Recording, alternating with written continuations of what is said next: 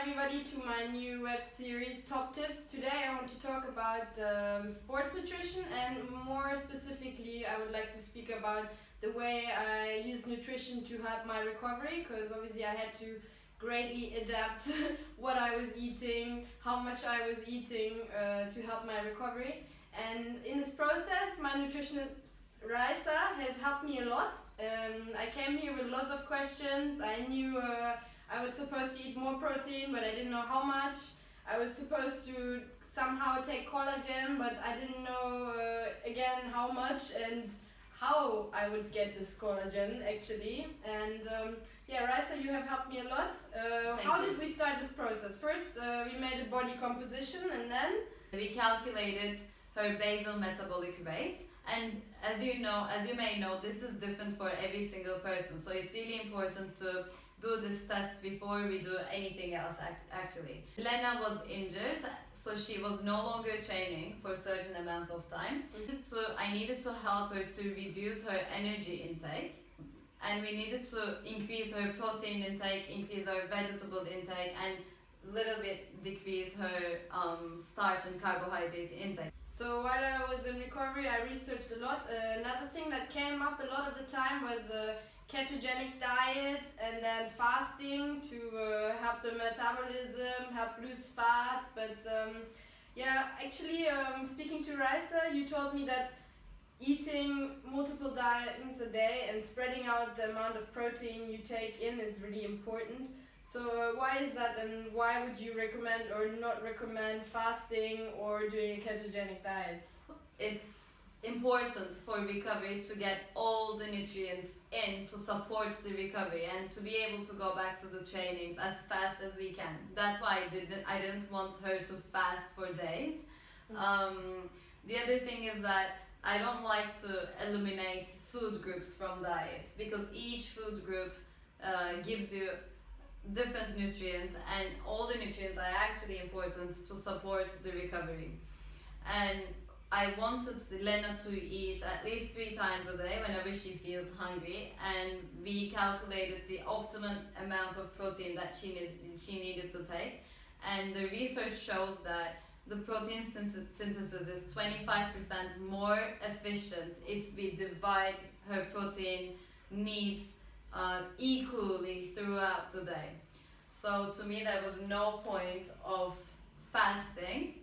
So yeah, what we did was we calculated exactly how much protein I need to take with my kilogram times 1.7 grams of protein, and then we made a plan how I could possibly manage to spread it out throughout the day. So breakfast, snacks, lunch, snacks again, dinner, and like just trying to include protein in all of these meals that I was taking. And on top of that, you said collagen is really important. Yeah. And I asked about bone broth.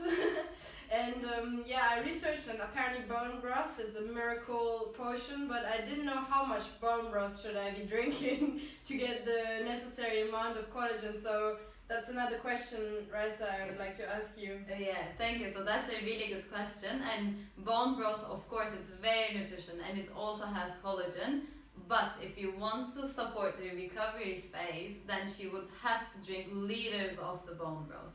That's why, instead of forcing her to drink liters of bone broth, which she was already sick of, we decided that we would choose a supplement that she could take 3 times a day with vitamin C. Because, as you may know, vitamin C increases the absorption of collagen in our body. So the other really important thing during my recovery was obviously to reduce inflammation in my foot, and I asked Raisa, how can I support the reduction of inflammation with nutrition other than just eating tons of ginger?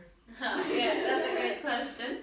So fruits or vegetables are very important because they are high in antioxidants, and they help with fighting inflammation.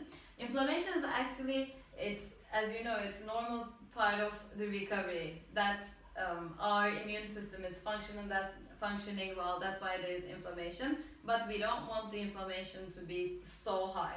So fruits and and vegetables are important. Omega-3 is important. That's why I told her to eat some fish every single week, nuts every single day, and we also talked about using some spices that are high in antioxidants and that have anti-inflammatory properties.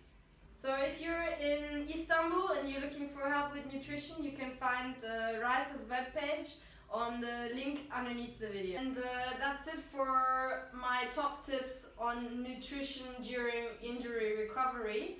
And stay tuned for more very soon.